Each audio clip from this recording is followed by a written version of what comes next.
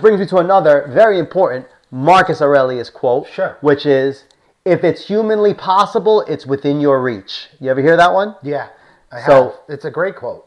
So that means that all that we talked about with needing a requisite of skill to begin with, and then maybe like having to like organize your thoughts differently or change things, everything is possible. Anything that you've seen done can be done. Sure. But not by everyone. Why not? Because there's physical barriers to certain things. But if you got rid of that table, right, and nobody told you not to jump off, and you jumped off, and look, people are going to have different experiences, 2 years old. You may jump off, smash your head on the floor, and be brain damaged, and now you can never function in society again. You may jump off and do a flip off the table and land on your feet, and now you're Evel Knievel. Everybody's experience is different, and the programming becomes different because of the different experiences. But you're still limited to this physical until you're not output that you have. Like, so I can't, because there's been a Michael Jordan, I can't do that. So if you injected yourself, but if you at 18 years old, before your growth plates closed, injected yourself with human growth hormone, do you think you could grow taller? You could probably grow to be 6-7 feet tall if you kept on going with it and kept your growth plates open. And at 18, you're an adult, right? Nobody's going to tell you what to do at 18 years old, right? Yeah, it's possible. I guess it's possible. But then why wouldn't you do it? Like, but then why wouldn't you do it? You can do whatever you want, but there are physical limitations. That's what I'm saying. But then why wouldn't you do it? You wouldn't do it because of the table and because your mom told you not to jump off the table, right? That would be the reason why you wouldn't inject the growth hormone, for fear, right? Fear is the most dangerous emotion that you have in your life.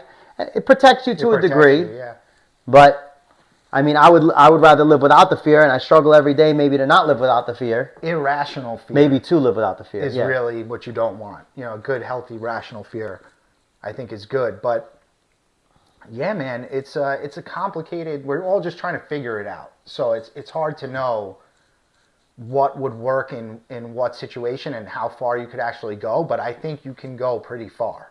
Is what you're trying to say. Like, our limitations are not as much as we put on ourselves, right? So has politics gone so by the wayside that my friend, who started out as a nobody, and nobody to most people, he was, somebody to me, but started out with no political background, no experience, became a First Amendment auditor, went out with his camera, challenged the police, challenged the establishment, challenged AOC, challenged Eric Adams, and a lot of people were like, no, he's just a guy that's yelling, he's going too far, and now he's running for Congress, right? So he's viral on the New York Post, which I don't really love the New York Post, but he's viral somewhere for challenging authority, right? And for fighting for people to not have to change their gas stoves over to electric and basically make them poor. Yeah. And fighting for homeless people to have a place to stay instead of people who just got to this country a couple of months ago. Okay? So they're trying to put migrant families in people's houses. Imagine. Yeah, it's crazy. Imagine you wake up and like there's a migrant family in your house. Like, what are these fucking people thinking? Well, but what were you saying? Sorry. I was just saying that he's fighting for all these things, yet people that don't agree with him, even if they do agree with him, say that he's going too far.